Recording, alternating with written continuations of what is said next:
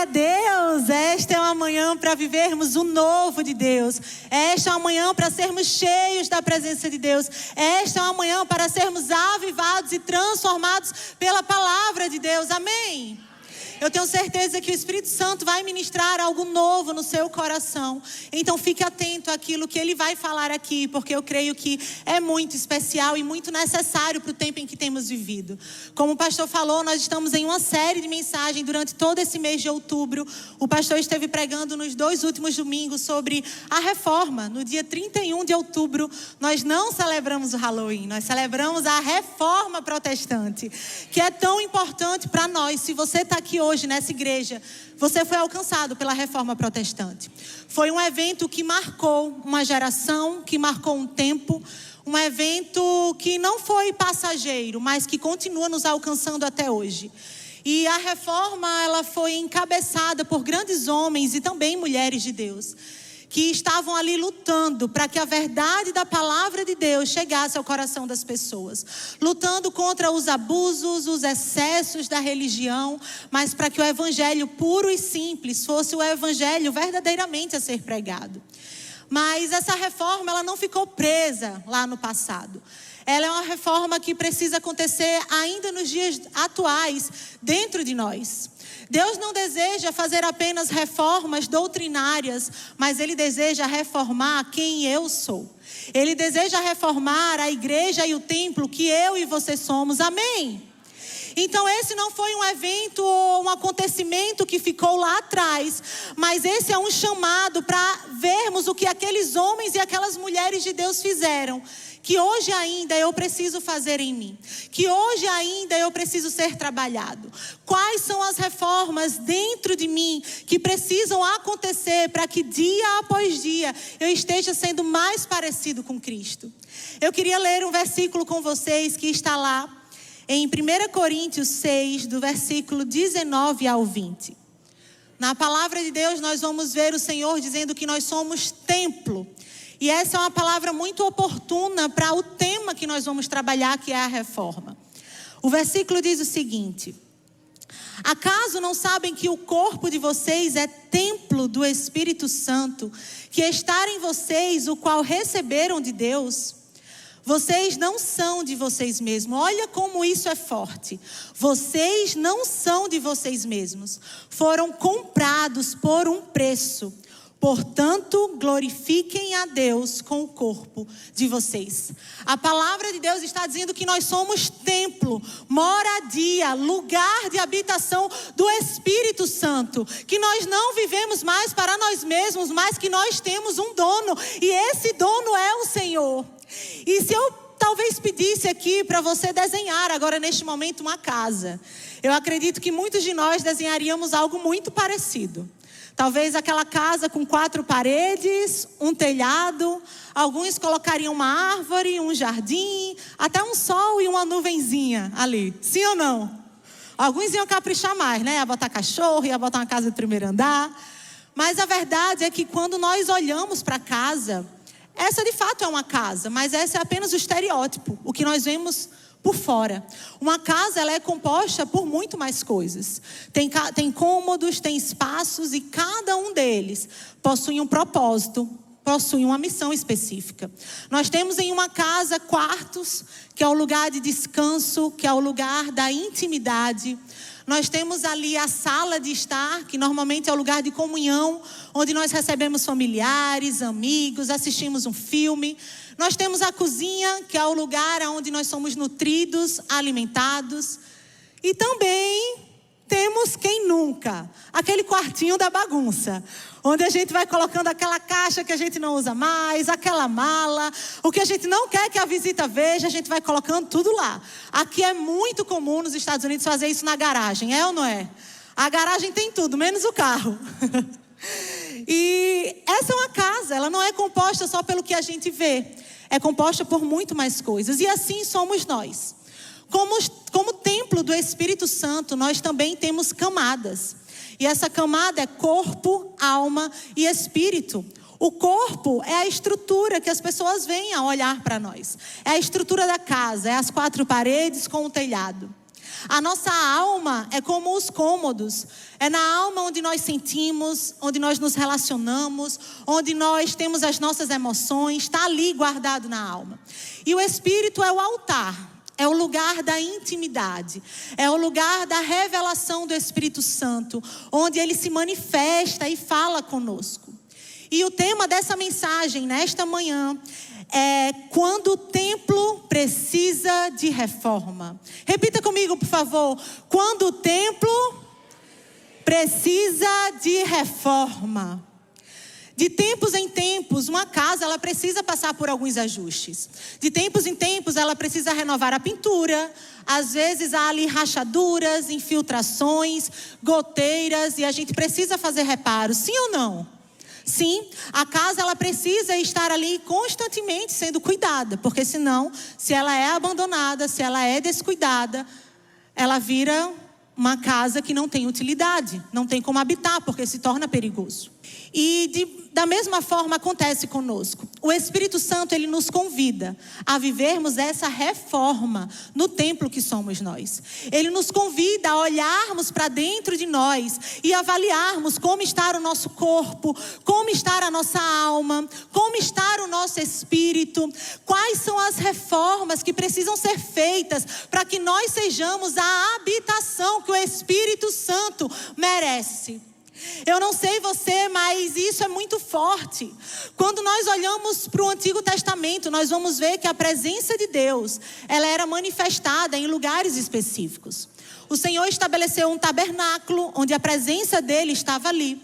O Senhor depois estabeleceu o templo, onde ele se manifestava ali. Nós não tínhamos acesso à presença de Deus como nós temos hoje. E aí vem a nova aliança e o Senhor está dizendo: ei, o meu Espírito, ele não habita mais em construções e templos feitos por mãos humanas. O meu Espírito habita em você, que é templo vivo para o meu Espírito. Eu e você, nós carregamos a presença. Eu e você temos a responsabilidade de carregar a presença do Senhor. Meu querido, por onde você passa, as pessoas precisam olhar para você e dizer: ali vai um servo do Senhor. No seu ambiente de trabalho, as pessoas precisam olhar para você e dizer: ali a glória do Senhor. Porque você é templo, você é o lugar da habitação, onde a glória de Deus se manifesta. Onde a glória de Deus se manifesta. Você é esse lugar e eu e você, nós temos a responsabilidade. Porque a quem muito é dado, muito é também cobrado. Hoje nós temos o privilégio que é ter o Espírito habitando em nós, que somos indignos e pecadores. Mas nós também temos a responsabilidade de sermos mensageiros fiéis da glória de Deus. Quando as pessoas olham para nós, elas precisam enxergar o Espírito. Quando as pessoas olham para nós, elas precisam enxergar a glória de Deus. E a reforma protestante, ela denunciou os abusos e os excessos da religião. E nesta manhã o Espírito Santo nos convida a olhar para nós mesmos e entender quais são os excessos que há em nós, que nesta manhã precisam ser aparados. Quais são os excessos que há dentro do nosso coração, que precisam passar pela reforma. Eu quero levar você a caminhar comigo em 3 pontos da reforma pessoal. A reforma da igreja, ela já aconteceu. Nós já estamos vivendo esse tempo glorioso, esse tempo de conhecimento da palavra. Mas agora, quanto ao templo pessoal, nós vamos aprender aqui. Eu quero que você fique atento ao que o Espírito Santo quer ministrar.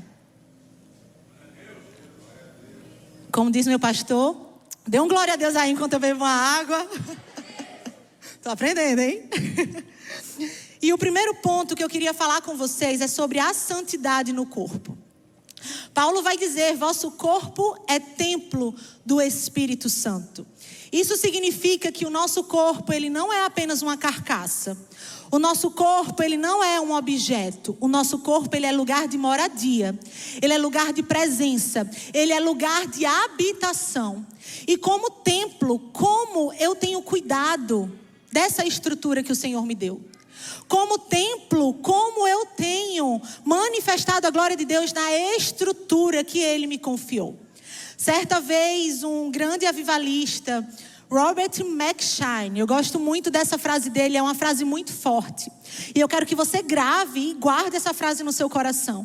Ele disse o seguinte: Deus me deu uma mensagem para entregar e um cavalo para montar. Infelizmente eu matei o cavalo e agora eu não posso entregar a mensagem. Isso é muito forte. Robert, ele foi um avivalista escocês, um jovem que era conhecido por ser muito piedoso, muito generoso, muito dedicado. Ele gastou a sua vida e investiu muito em pregar o evangelho no seu trabalho. Mas ele morreu muito cedo, ele morreu com 29 anos de idade. E essa frase foi dita quando ele estava nos seus momentos finais de vida. Uma frase que remete a arrependimento. Porque Deus entregou àquele homem uma mensagem poderosa. Deus entregou uma missão poderosa na mão daquele homem, mas ele reconheceu que pela negligência com a sua saúde, ele não seria mais capaz de dar continuidade àquela mensagem, porque ele foi negligente com o templo do Espírito Santo. E essa é uma mensagem de confronto sim para nós, para que nós possamos olhar e ver como nós precisamos melhorar, porque há uma responsabilidade sobre você. Às vezes nós investimos muito na mensagem e esquecemos do mensageiro. Eu tenho certeza que Deus te confiou uma mensagem. Eu tenho certeza que Deus te entregou um testemunho. Eu tenho certeza que Deus tem feito algo na sua vida que alguém do seu trabalho precisa ouvir, que alguém da sua família precisa ser alcançado, que alguém aqui nessa igreja, nessa cidade precisa encontrar, mas isso só será possível através do corpo, do templo que o Espírito Santo te confiou. Nós precisamos como igreja aprender a cuidar do nosso corpo, desse templo que é morada e habitação. Não vivo mais eu, mas Cristo vive em mim. Esse corpo não me pertence, mas ele é para a glorificação do nome do Senhor. Amém? Glória a Deus. E essa mensagem começa para mim. Eu preciso melhorar a forma como eu estou cuidando do templo do Espírito Santo. E cuidar do templo não fala apenas da nossa saúde. Fala também do nosso autocuidado. Fala também do nosso descanso. Porque Deus estabeleceu o descanso. Nós precisamos descansar. Nós somos uma geração que somos cobrados a todo tempo a produtividade. Eu preciso produzir, porque se eu não fizer, eu não sou reconhecido, eu não sou visto. Mas Deus também te chama ao descanso. Aprenda a descansar no Senhor. Mas esse cuidado, ele também passa pela pureza sexual. O mundo, ele tem banalizado o corpo. O mundo tem sexualizado o corpo. E o nosso corpo não é um objeto, mas é um templo, um lugar de habitação, o meio que carrega a presença de Deus. Satanás quer transformar o templo em mercado, mas o templo é para glorificar o nome de Jesus. E assim como o Senhor entrou no templo lá em Jerusalém, colocando fora, mandando para fora aquilo que era profano, Ele também deseja fazer isso aqui nesta manhã conosco, colocando para fora o que é profano, limpando as nossas vestes, purificando o templo. Então, em nome de Jesus, nessa manhã, levante as suas mãos. Eu quero profetizar sobre você e sobre a sua casa, que as coisas velhas já passaram e eis que tudo se fez novo. Eis que tudo se fez novo. O Senhor tira as trajes de vergonha, o Senhor tira as trajes de humilhação, o Senhor tira as trajes de imoralidade sexual e coloca sobre você mantos brancos, santos, purificados para a glória do nome dEle. Aleluia, aleluia, aleluia.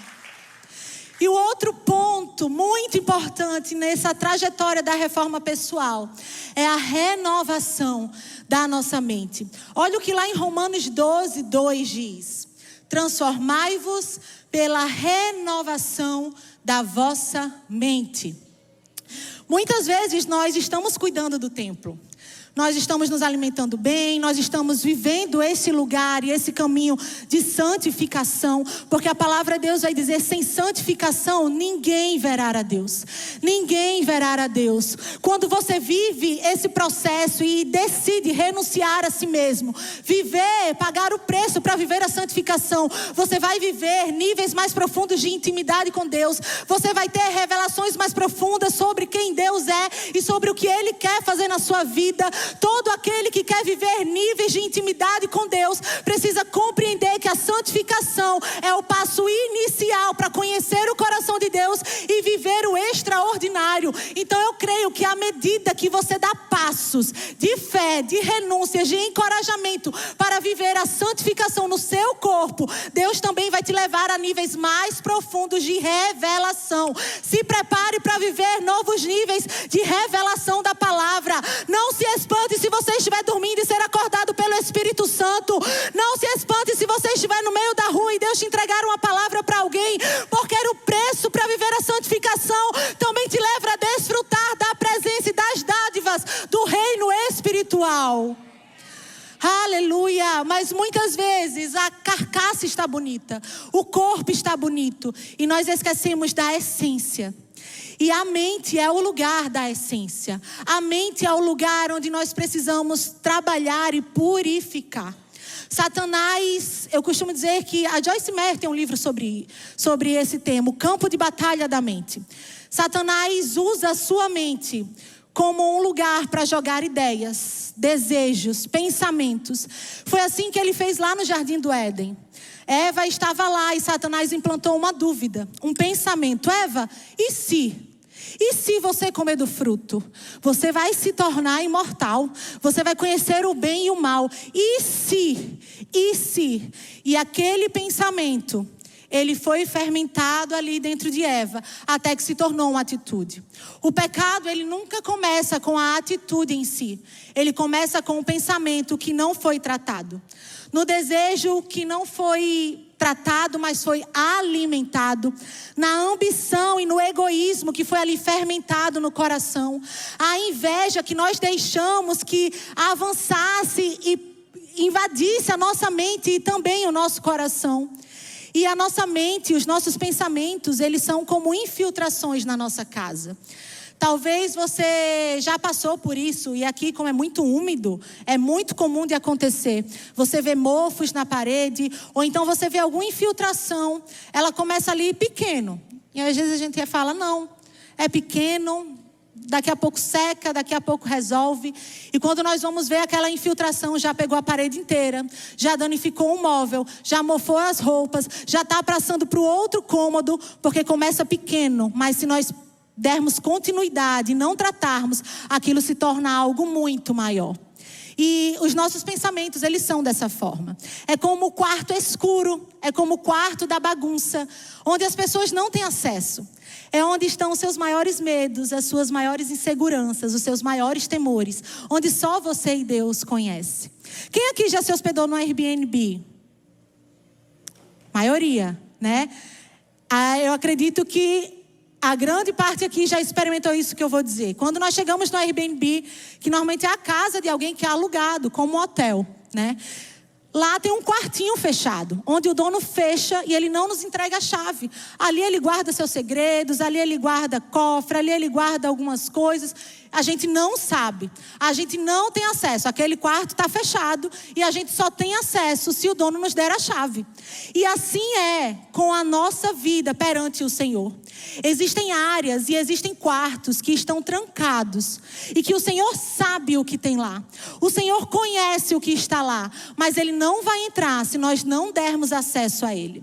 Ele não vai entrar se nós não entregarmos a chave em suas mãos. E talvez você fale, ai Aninha, mas eu tenho tanta vergonha, o Senhor é santo. E aquela área é tão pecaminosa, esse quarto escuro é tão bagunçado, há tanto lixo, há tanta bagunça. Mas o Espírito Santo está dizendo aqui nesta manhã, filho, filha, eu não estou preocupado com a bagunça que há dentro deste quarto. Eu não estou preocupado com a sujeira que há dentro deste quarto. Eu estou preocupado em te purificar por inteiro, em renovar a sua mente através da palavra, em te fazer uma pessoa livre de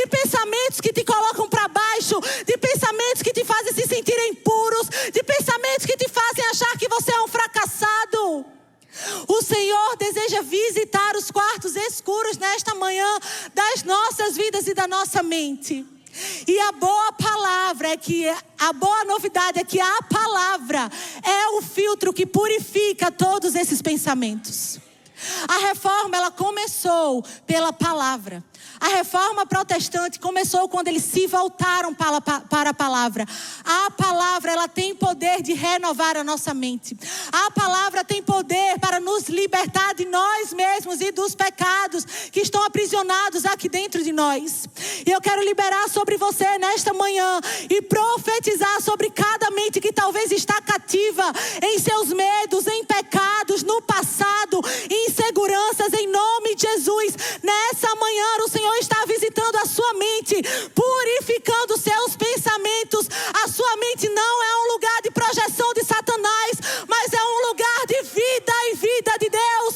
A sua mente é geradora de vida, e à medida que você entregar as chaves desse quarto escuro da sua vida, o Senhor vai purificar a sua mente, o seu coração, o seu casamento, o relacionamento com os seus filhos, os seus negócios, porque quando a nossa mente está renovada, tudo ao nosso redor muda. Em nome de Jesus, em nome de Jesus. Aleluia, aplauda o Senhor.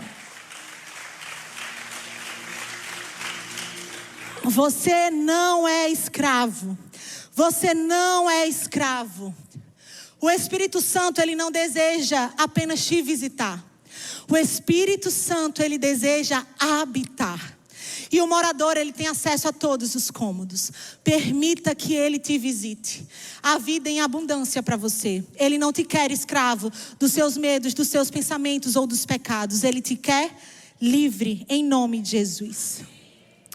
E o último ponto, e não menos importante, fala a respeito da cura das emoções nessa reforma pessoal. Homens e mulheres de Deus precisaram lidar com batalhas emocionais para poder viver a reforma protestante. Medos, inseguranças, injustiças, perseguições, mas eles decidiram permanecer, porque eles sabiam em quem eles criam. E quantos de nós talvez não estão aqui nesta manhã e você está servindo? Tem voluntário aqui? Oh, povo lindo, aplauda o Senhor pela vida de cada voluntário. Nós amamos vocês, vocês são parte fundamental neste corpo. Glória a Deus pelo teu serviço. Mas talvez você estar aqui servindo a Deus com alegria, com dedicação, com zelo, mas talvez cansado por dentro, exausto por dentro, desmotivado por dentro. Ou talvez você estar aqui sorrindo por fora, conversando, brinca com todo mundo, mas angustiado em sua alma, entristecido. Só Deus e você sabe as dores que você passa. E talvez você esteja aqui ainda carregando fardos pesados demais, fardos difíceis demais de serem carregados sozinhos. Dores do seu passado, dores nas suas emoções, feridas que ainda doem e que ferem. E o Senhor nesta manhã, Ele deseja tocar em suas emoções.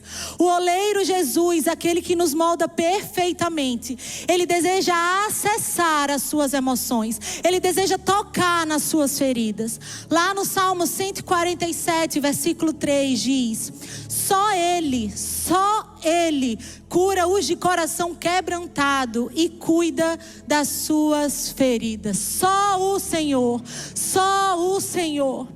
Eu amo salmos e muitos deles foram escritos por Davi. Não é o caso desse. Mas quando nós vamos ver os salmos de Davi, nós vamos ver salmos que relataram alma angustiada, alma abatida, alma entristecida. Nós sabemos que Davi foi um grande rei e um homem que enfrentou muitas batalhas externas, grandes guerras sangrentas, que exigiam dele coragem, ousadia, força. Mas poucos olham e lembram de Davi quando ele precisou enfrentar as suas batalhas internas. Davi precisou lidar com rejeição, com traição, precisou lidar com ansiedade, com medo, com perdas. Mas a grandiosidade de Davi estava em reconhecer que a sua alma estava ferida e entender que essas guerras ele não lutava sozinho. que essas guerras ele só poderia vencer quando submetesse ao Senhor as suas dores. Ele era um homem que estava acostumado a caminhar com um batalhão, mas ele só conseguiu lutar as batalhas internas aos pés do Senhor. E eu sei que o processo da cura é também um processo que dói. É um processo onde nós precisamos lidar com passados, com dores antigas, e às vezes nós não queremos isso. E então muitas vezes nós precisamos fingir que está tudo bem, que elas não doem mais, que elas me tornaram forte. Agora essa carcaça que agora me blinda, me faz acreditar que está tudo bem dentro de mim. Mas o Senhor nos convida a confiar em seu cuidado. E eu tenho uma experiência para compartilhar com vocês, onde o Espírito Santo falou muito comigo. Certo momento assim da minha vida, eu estava com muito problema de inflamação no dedo do meu pé, gente. Não é possível, né? No dedo do pé. Só que era uma inflamação séria, ela não sarava só, eu usava remédio, não passava. E eu tinha que ir sempre para o podólogo. E quando eu chegava lá vinha ele com o quê? Com um bisturi na mão. Às vezes ele precisava arrancar minha unha inteira e às vezes ele precisava cortar um pedaço para tirar parte do que estava inflamando. E certa vez meu dedo inflamou de novo. E eu fiz, não, Jesus, eu não vou passar por esse bisturi de novo, não. Pelo amor de Deus, chega aqui, cura esse dedo, faz alguma coisa. E eu comecei a passar óleo, comecei a fazer o que eu tinha em casa. E não passava. Dia após dia, o dedo ficava mais inchado, mais dolorido, mais feio, até que eu precisei me render ao podólogo. E eu cheguei lá, eu sentei naquela maca e eu fechei o olho morrendo de medo daquele bisturi. Ai, meu Deus do céu, pelo amor de Deus, chega aqui, me ajuda. E aí eu escutei a voz dele dizendo, pronto, passou, eu já passei o bisturi. E eu nem senti a dor do bisturi. E ali, ainda de olhos fechados, o Espírito Santo ministrou o meu coração e a minha vontade era chorar. Porque o Espírito Santo falou, filha, a dor do bisturi é muito menor que a dor da inflamação. Permita que neste dia eu cure as suas feridas e acesse as feridas da sua alma. Eu sei que talvez enfrentar o seu passado e as dores que hoje dói, talvez de um abuso, de uma rejeição, de um abandono, de um fracasso, para você seja doloroso, mas você não faz isso sozinho, meu querido.